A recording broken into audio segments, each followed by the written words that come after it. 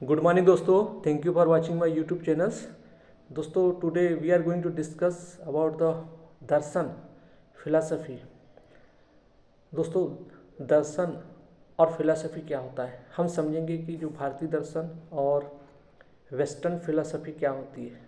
सबसे पहले तो हम समझते हैं कि जो फिलॉसफी क्या होती है। फिलॉसफी इट मीन्स, हम उसको अंग्रेजी में फिलॉसफी बोलते हैं, और फिलॉसफी मतलब it is made by the two words, one is the philos and sophia. And दोस्तों, ये दो प्रकार के शब्दों से मिलकर बना हुआ है फिलॉसफी, फिलास और सुफिया। तो फिलास का मीनिंग होता है प्रेम, और सुफिया मतलब होता है ज्ञान, विजडम, इंटेलेक्चुअल। तो इसको आप ये भी कह सकते हैं कि ज्ञान से प्यार, इट इज़ कॉल्ड फिलॉसफी। दोस्तों, दर्शन का मीनिंग जस्ट इनसे अपोजिट होता है। दर्शन का मीनिंग होता है देखना, जो कि दृश्य धातु से बना हुआ है। देखना मतलब ये होता है कि जो चीज़ हम देखने का मतलब आँखों को देखना से संबंधित नहीं, यानी जीवन को देखना, कि हमारे जो इंटरनली जो चीज़ होती है, यानी हमारे अंदर जो प्राकृतिक चीज़ें होती हैं उनके बारे में सोचना। इसके बारे में जो दर्शन जो है हमारे इंडियन फिलॉसफी में बहुत, मतलब जो इसके भारतीय दर्शन के जो जनक कहलाते हैं शंकराचार्य, उन्होंने इसकी परिभाषाएं दी। और वेस्टर्न फिलोसोफर जो थे उन्होंने भी परिभाषाएं दी। तो कुछ हम यहाँ पे समझने की कोशिश करते हैं कि दर्शन क्या है। हमारे जीवन में एक वास्तविक रियलिटी होती है, और वास्तविक रियलिटी और मौलिक सत्य,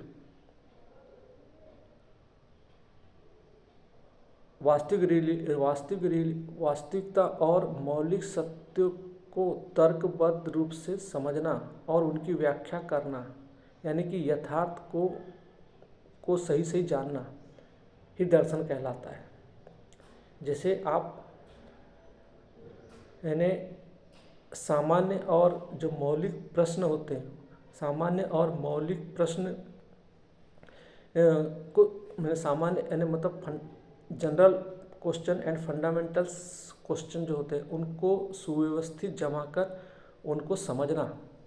जैसे एग्जिस्टिंग्स होता है, यानी कुछ क्वेश्चंस होते हैं जो कॉमन और जनरल और जो फंडामेंटली क्वेश्चनरी जो होती है, मूलभूत प्रश्न जो होते हैं।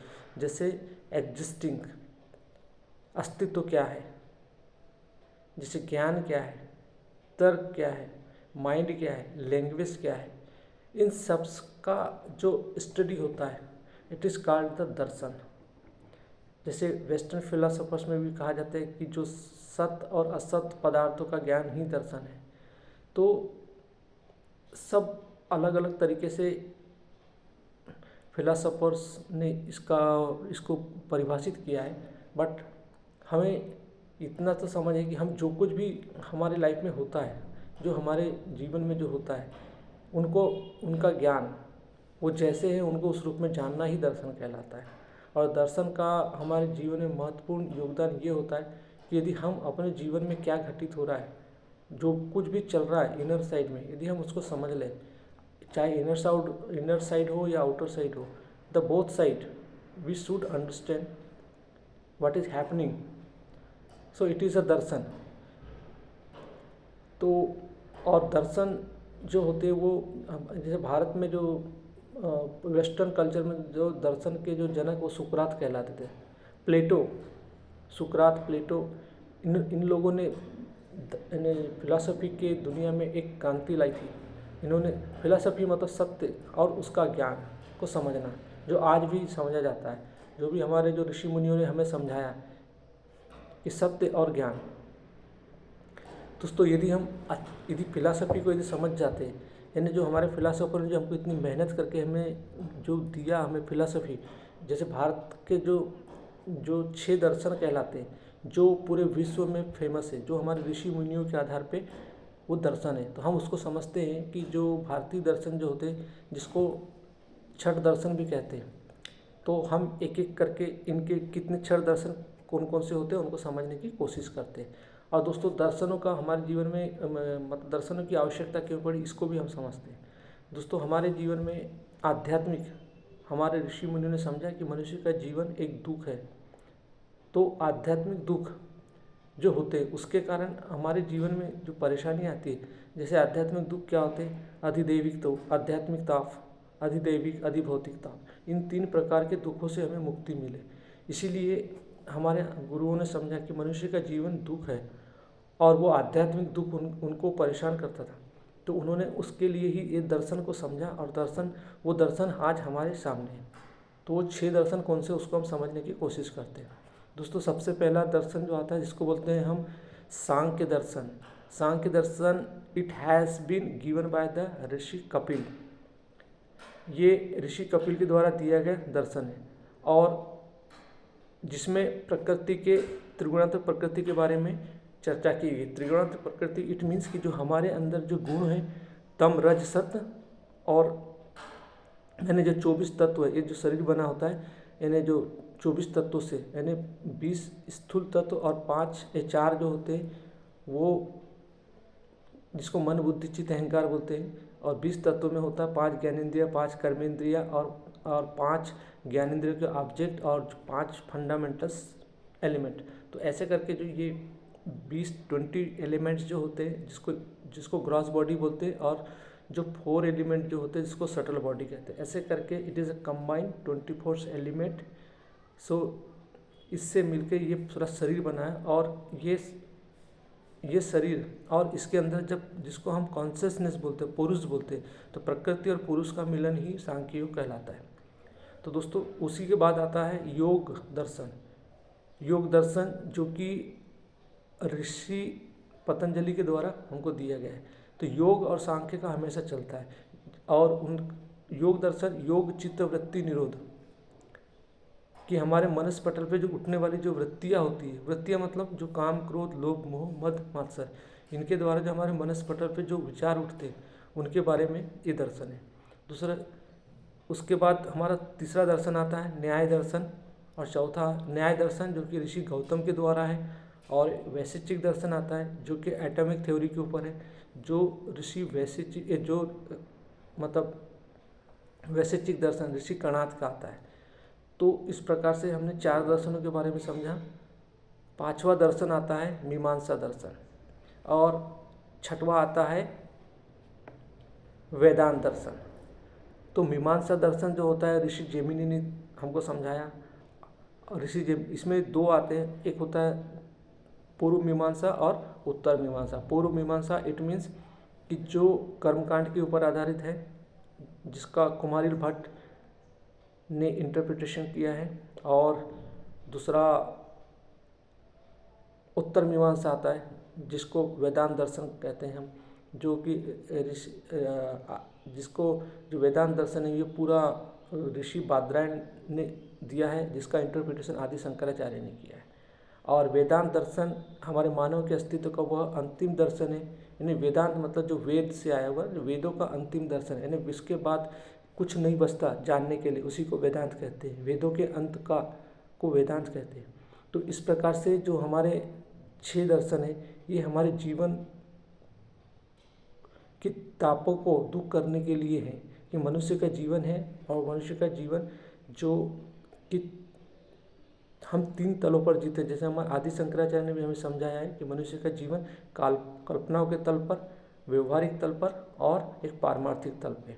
तो जो हम इन तीनों तल पे जो जीते हैं, लेकिन हम जो वर्तमान जो जीते हैं वो हमारा मैक्सिमम कल्पनाओं के तल पे रहता है, और व्यवहारिक जीवन में जीते हैं। जो आदि शंकराचार्य वेदांत दर्शन में बताया कि ये जगत मिथ्या है, ओनली ब्रह्म सत्य है, यानी ये जीव और वस्तु जो होती है ये दोनों एक ही होती है। तो ये जो आदि शंकराचार्य का जो अद्वैतवाद का सिद्धांत है ये हमें उनमें समझाया गया। तो इस प्रकार से हमने इन 6 दर्शनों के बारे में हमने समझा। और भारत में और 3 इस 6 दर्शन को आस्तिक दर्शन बोलते हैं। वैसे तो 9 दर्शन होते हैं, लेकिन 6 दर्शन जो जिसको बोलते हैं आस्तिक दर्शन, मतलब थीज़म दर्शन। और 3 दर्शन होते हैं जिसको हम बोलते हैं भगवान महावीर का दर्शन, भगवान बुद्ध का दर्शन और चारवाक का दर्शन। तो भगवान बुद्ध का दर्शन जो होता है वो शून्यवाद का दर्शन है, और भगवान महावीर का दर्शन आप जानते हैं अहिंसा परमो धर्म, और चारवाक जो थे वो मटेरियलिज्म को ही मानते हैं, यानी जो आंखें उनकी देखती उसी को सत्य मानते हैं। तो इस प्रकार से न ये तीन दर्शन हमेशा आस्तिक दर्शन मतलब एथिज्म अनास्तिक दर्शन कहलाते हैं। ये वेदों को यानी आस्तिक थीज्म और एथिज्म की जो डेफिनेशन होती है वो इस बात से डिसाइड करती है कि वो वेदों को मानते हैं या नहीं मानते।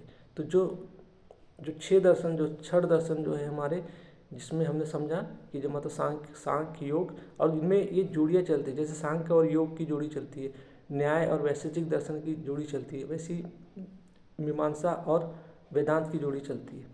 तो ये छह दर्शन जो है ये आस्तिकता के दर्शन है, और तीन दर्शन जो है जिसको जो वेदों को नहीं मानता वो नास्तिकता के दर्शन है।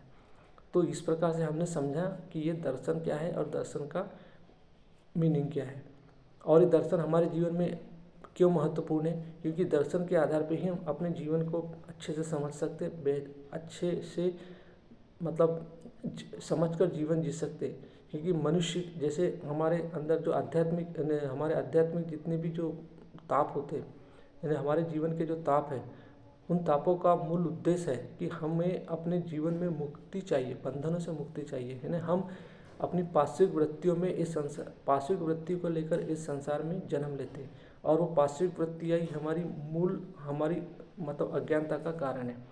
क्योंकि जो हमारे काम क्रोध लोभ मोह मद मात्सर्य, ये वृत्तियाँ जो है हमारे अंदर हमारी बॉडी के हर सेल्स में बैठी हुई है, क्योंकि हमारे डीएनए से आती है, हम इवाल्व हो के आए, और ये वृत्तियाँ हमारे अंदर हैं, और इनसे मुक्ति ही हमें चाहिए। क्योंकि हम रात दिन हम चेतना के प्राणी हैं, हम अन्य प्राणियों की अपेक्षा जस्ट डिफरेंट है कहना चाहिए। हमारे अंदर जैसे हमारे समझने वालों ने हमें ऋषि दर्शन जब आप पढ़ेंगे तो आपको समझ आएगा कि आप मतलब you are not that as you understand, you are that but you don't want to understand to your self.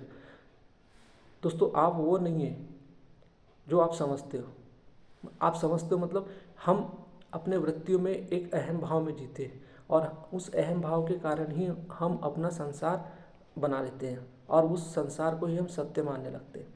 तो दोस्तों हम अपने अहंकार के द्वारा बनाया गया, यानी मैं के द्वारा जो बनाया गया हमारे द्वारा जो निर्मित संसार है, ये हमारे दुख का कारण है। इससे ही हमें मुक्ति चाहिए। हमारा शुद्धतम दर्शन कहलाता है जो मतलब स्वयं को समझना, जो हमारे अंदर जो मैं जो भाव जो है, ये मैं ही हमारे दुखों का सबसे बड़ा कारण है।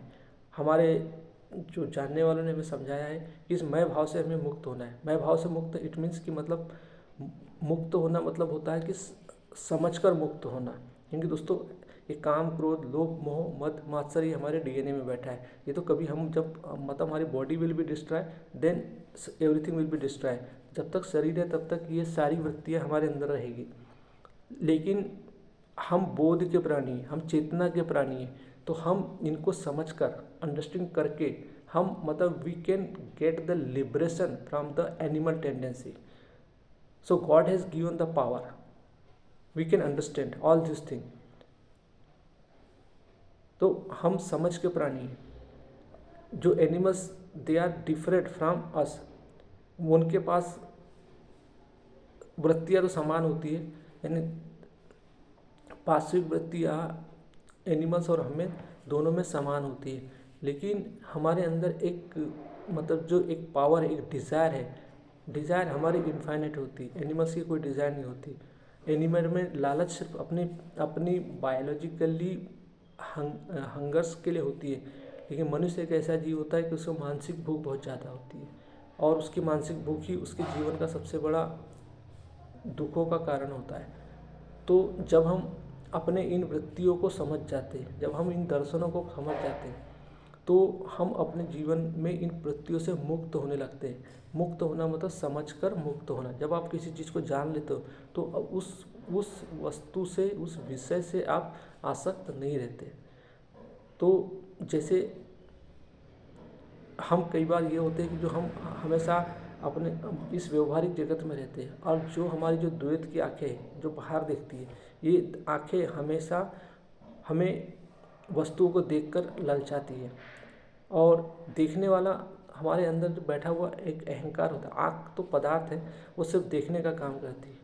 आँख सिर्फ अपने ऑब्जेक्ट को देखती है, बस हो गया। जैसे एक कैमरा होता है, कैमरा हमेशा अपने ऑब्जेक्ट को देखता है। तो आँख का काम होता है देखना, लेकिन उसके अंदर जो देखने वाला जो होता है वो डिफरेंट होता है। तो वही हमारा अहंकार होता है, क्योंकि आँख दिखाती है, सिर्फ आँख का काम होता है दिखाना, लेकिन उसका जो एनालिसिस जो होता है वो हमारा अहंकार होता है। वो उसमें अर्थ दे देकर वो अपने मन का विषय बना लेता है। दोस्तों उसी प्रकार से आँख एक इंद्रिय है, एक सेंसेस है, जिसकी अकॉर्डिंग टू मतलब we can acquire the knowledge from the outer side. Like same things we have the ear, हमारे पास कान है जिसके कारण सुनकर हमारा अहंकार सुनने पर उसके साथ तर्क करता है, स्मेल लेके तर्क करता है, वाणी के आधार पर बोल के तर्क करता है, स्किन के आधार पर स्पर्श करके तर्क करता है। तो और ये सब तर्क करके उन वस्तुओं पर अर्थ दे देकर अपने मन का विषय बना लेता है। इसलिए दोस्तों हमारे को जो योग दर्शन पढ़ते हैं उसमें योग चित्त वृत्ति निरोध, यानी हमारे मन पर जितनी भी जो मतलब हमारे जो चित्त पर जो वृत्तियों ने जो ऑक्युपाई करके बना लिया है, वृत्तियों के विषयों ने जो एक कॉलोनाइज करके बैठा है, उनसे हमें मुक्ति चाहिए। इसलिए वो हमारे मानस पटल पे उठने वाले हर वृत्तियों के जो विषय है उनसे हमें मुक्ति चाहिए। जो हमारे अंदर काम, क्रोध, लोभ, मोह, मद, मात्सर, इनके कारण जो हमारे जीवन में जो अशांति फैली हुई, ये हमारे मानव के गुण हैं। दोस्तों इनको समझने के लिए ही हमें ये शरीर मिला हुआ है, ये जीवन मिला हुआ है। और इस प्रकृति माता ने हमें जितना, जो बड़ी मम्मी ने हमें जितनी जो सुख सुविधाएं जो दी है, उसका कारण ही ये है कि हम समझ सकते हैं, क्योंकि हम समझ के प्राणी हैं। एनिमल्स जो जानवर होता है वो समझ का प्राणी नहीं है, तो हम उनके बारे में कुछ नहीं कर सकते। लेकिन we are the human being, we can understand about all activity.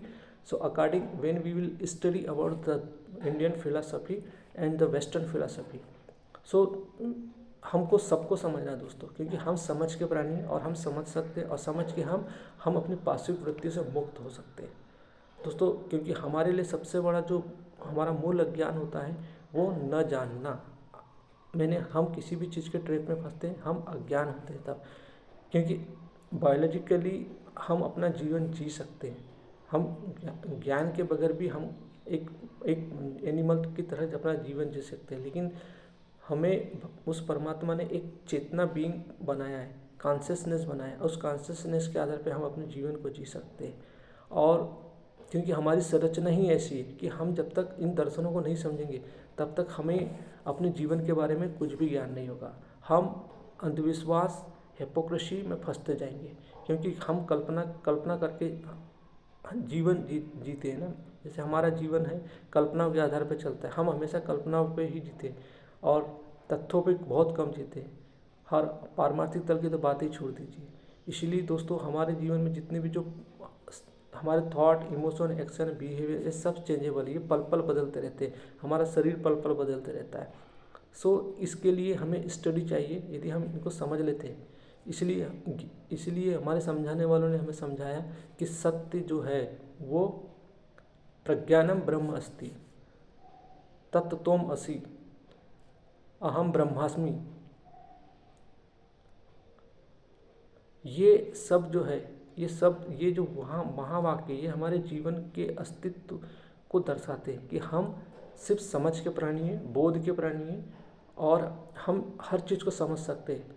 जो हमारे अंदर एक पॉसिबिलिटी है, हमारे अंदर एक चेतना की संभावना है, हम अपनी चेतना को अच्छे ग्रंथों से नर्चर करके इस संसार के हर चीज़ को समझ सकते हैं, जो अदर जीव, अदर क्रिएचर नहीं समझ सकते।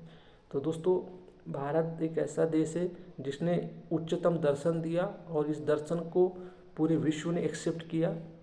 भारत एक ऐसा देश है जहाँ पर उपनिषद जैसे ग्रंथ है, दुर्गा सप्तशती जैसे ग्रंथ है, और ब्रह्मसूत्र जैसे ग्रंथ है, और उनके भाष्य करने वाले जैसे जितने भी जो हमारे ऋषि मुनि धार्मिक संत हैं, वो उनको समझिए, उनको पढ़िए, अपने जीवन में उनको उतरने दीजिए।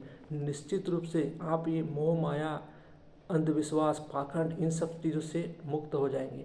दोस्तों आज इस जगत में हमारे अंदर जो यानी सबको जो माया का प्रकोप ने इतना घेर रखा है कि हर आदमी मतलब they want to earn the money more and more and और वो जो हमारा जो रिलीजन्स है वो धर्म को बिल्कुल विकृत रूप दे चुके हैं, वास्तविक सनातन ग्रंथ से बहुत परे जा चुके हैं। वास्तविक सनातन ग्रंथ का हमारे जीवन में बिल्कुल भी प्रवेश नहीं है।